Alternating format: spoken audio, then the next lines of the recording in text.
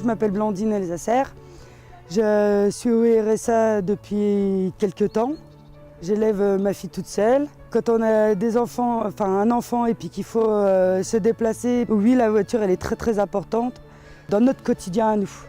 J'ai été voir mon assistante sociale, que je lui avais parlé de mes soucis de panne de véhicule, qu'ils avaient un garage ou qu'ils réparaient les voitures et donc j'ai pris contact avec eux et du coup ils me l'ont réparé pour qu'elle puisse enfin rouler. Elle m'a complètement anéanti quand même cette voiture. J'ai déprimé quelques semaines, même voire quelques mois quand je voyais mes comptes se vider rien que pour une voiture. On s'est dit on va fonctionner comme un garage normal. On va faire supporter le coût du garage à nos clients, mais seulement on aura des tarifs qui dépendront de la situation dans laquelle les personnes sont. La Fondation Massif soutient les projets qui apportent une réponse nouvelle à des besoins sociaux peu ou pas satisfaits. Les garages solidaires en sont un bon exemple. Ils offrent aux plus fragiles une solution de mobilité qui peut leur permettre un retour durable vers l'emploi ou encore l'accès aux soins. Les personnes qui cherchent à développer des projets de garage solidaire sont très différents. On a des collectivités qui ont identifié un besoin sur leur territoire et qui souhaitent créer un garage solidaire. On a des professionnels de l'automobile qui cherchent à apporter un projet plus social ayant un impact pour des personnes éloignées de l'emploi. Certains tombent en panne et n'ont pas les moyens immédiats, financiers la plupart du temps, de pouvoir réparer cette voiture. Donc s'ils n'ont pas de solution alternative, si par exemple il n'y a pas en plus de transport en commun, ils sont obligés de lâcher leur emploi.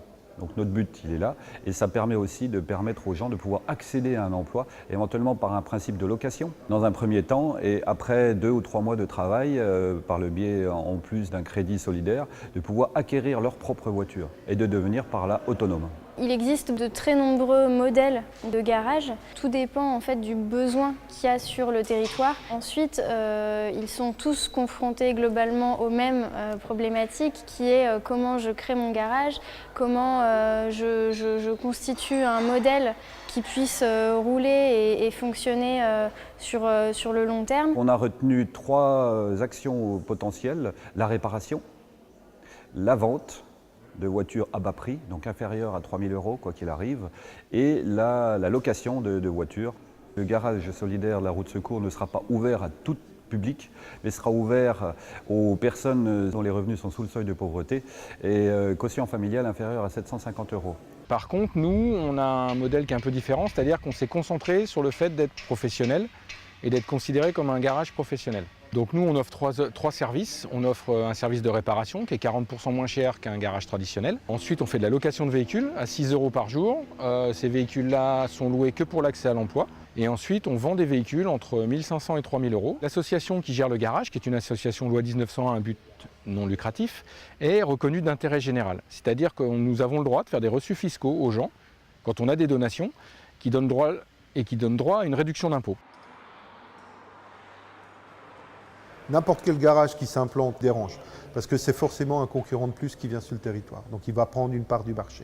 Et les publics en difficulté vont rarement dans un garage, ils ont plus des solutions alternatives de réparation de leurs véhicules. Donc là, il y a un segment qui ne les intéressait pas, mais qui n'est pas économiquement rentable pour faire fonctionner la solution.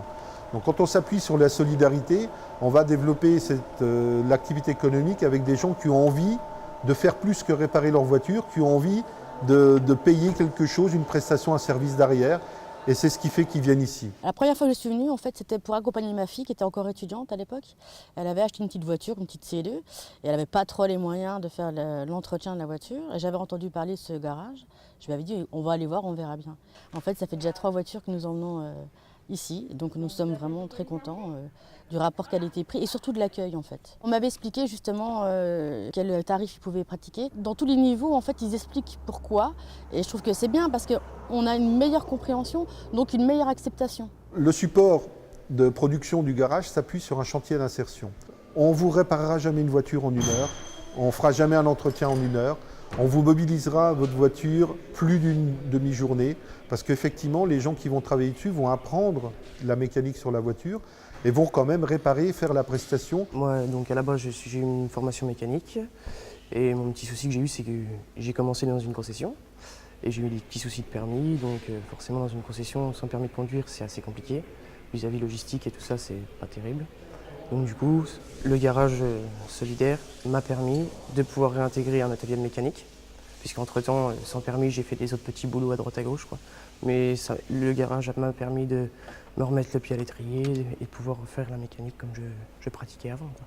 Et justement c'est remotivant, ça me permet de repasser mon permis en latéral et ainsi pouvoir évoluer dans ma situation professionnelle, quoi. Ce qui me fait plaisir, c'est de voir que ce projet fonctionne et qu'on a des gens qui viennent pour faire réparer leur véhicule, mais également pour permettre à d'autres personnes de faire réparer leur véhicule.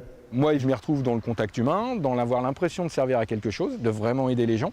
Parce que quand vous louez une voiture à quelqu'un qui vous remercie parce qu'il a pu aller au boulot le matin et sinon il ne savait pas comment faire, on a l'impression de servir à quelque chose. Il n'y aurait pas eu le garage solidaire, je pense que le véhicule serait parti à la cage, j'aurais même pas cherché à vouloir la réparer et mettre de l'argent de côté pour pouvoir en racheter une autre.